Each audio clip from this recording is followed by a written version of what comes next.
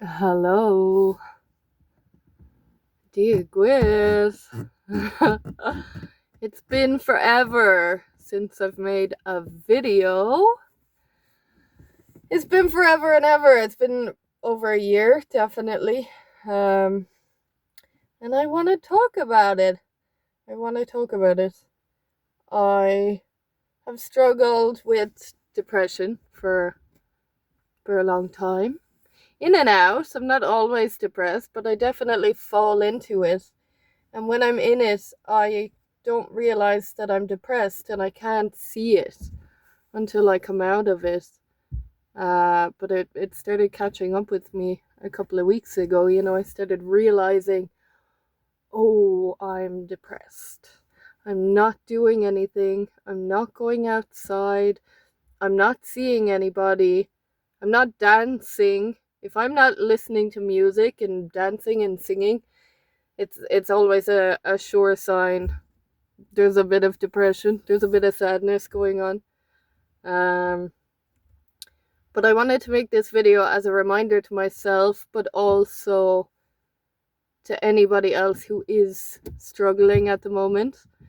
So, like, the cycle that I got caught in, if I wasn't working, I was waking up and I was going on my phone and I was going on Instagram and I was looking at what other people are doing, and then I'd go from that to maybe Reddit, and then I'd be like, I need to get off Instagram, and then I go straight to Reddit and spend some time there, and then I go from there to YouTube and spend some time there.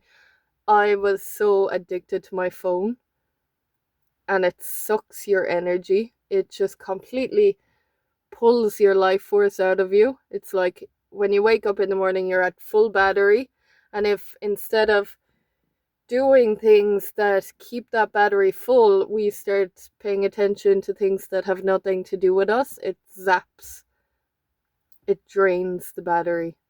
It's like downloading a massive file onto your phone. It's going to pull all the energy because the phone is taking something that doesn't belong to the phone and it's pulling it down. You're absorbing all of this information, but then you don't have anywhere to put it. You're not doing anything with the information that you're taking in. So that was the cycle that I was stuck in. And I realized it a couple of weeks ago. I think it was 1 month ago now. I was like, oh shit, I'm in that place again. There's no joy in my life. I feel drained all the time.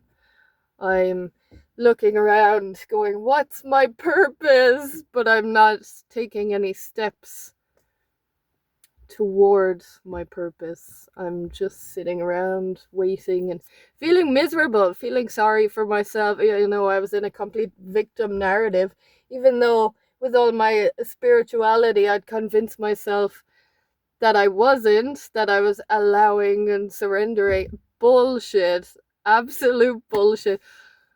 I was depressed. I didn't realize I was depressed and I didn't know how to get out of it.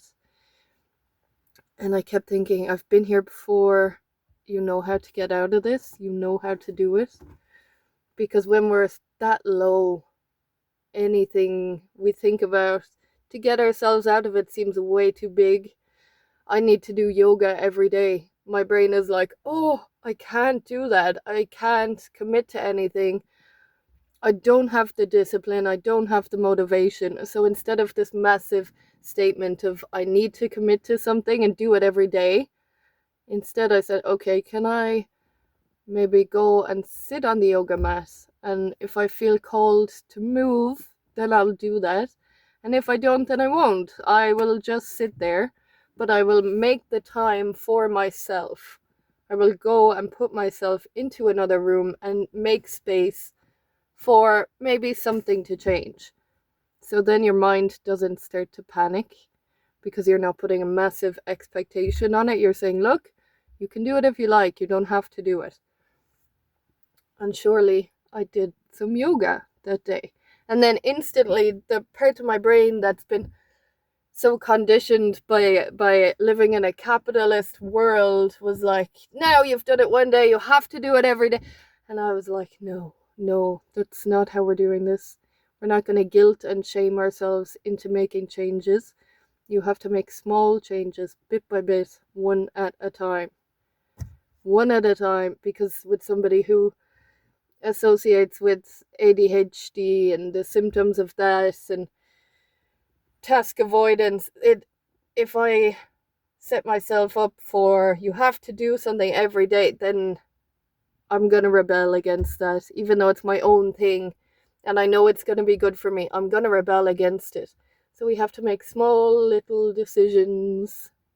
Atomic habits, small changes. So I said, okay, I don't have to do it every day, but if I can just bring myself to the yoga mat and see, does my body want to move? And surely enough, every day that I went in there, I didn't want to do it. I didn't want to be there, but I'd do some stretching. And then maybe after a couple of days, I had the energy to do a full yoga practice. Then came the dancing. I forgot about dancing. I forgot how good it makes me feel. I forgot that it shakes all this crappy energy out of me. So I put on some music. I put it up as loud as it can go. And I just sit there. And there's no pressure. I'm not putting pressure on myself, because if I'm saying I have to go and dance, I'm not going to want to do it.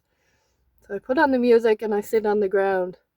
And I'm not really feeling it, but then a different song comes on and my body is like, oh, I love this song. And then I get up and I start dancing. And before I knew it, an hour had passed. And then I woke up the next day. Something I did as well, I deleted Instagram off my phone about 1 month ago, and I found that, I'd still pick up the phone and I'd look to it for the rush of dopamine. Instead of Instagram, then I was going to Reddit all the time and somehow justifying that it's not the same. It's not the same. It's not giving me dopamine because I'm just reading stuff and whatever. So I deleted Instagram, but then I was going to Reddit all the time. So I deleted Reddit. And then, because I'm consciously making this effort, every time I picked my phone up and looked at it, I would ask myself, what do you think this is going to give you? And my brain would think, well, maybe it will make me feel better. Okay, based off of the last couple of months, has it made you feel better every time you've done it? So we're not using guilt, we're not using shame, it's just gently inquiring, why am I doing these things? What do I think it's going to do for me? Is there something small I can do instead that will actually make me feel better? Can I go and stretch? Can I put some music on and cook something lovely? Can I do 5-minute meditation? Because I'm always like, I need to do an hour, I need to do this, I need to do that. You don't, because that freaks the brain out. We panic and we think that's way too big. I can't even bring myself to sit down if I think I'm doing it for an hour. But for 5 minutes, I can probably do that. And you'll find that you end up staying in these things longer than you thought you would. Like when you have depression, everything seems like such a big deal. Everything is an ordeal.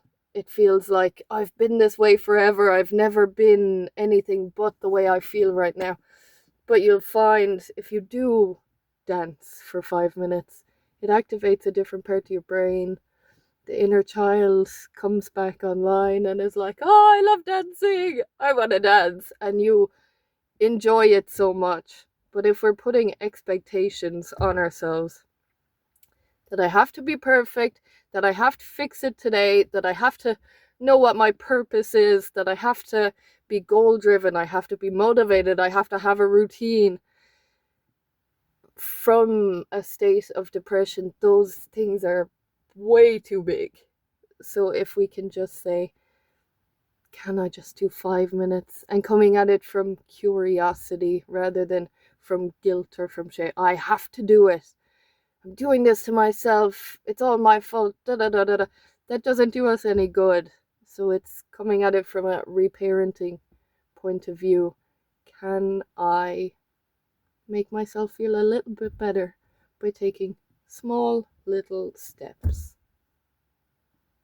So that's all I have to say. I'm feeling much better. Maybe something I've said will inspire you if you're in a depressive state, if you're not feeling the best about yourself. I've been there, and I'm sending you love, and be gentle with yourself.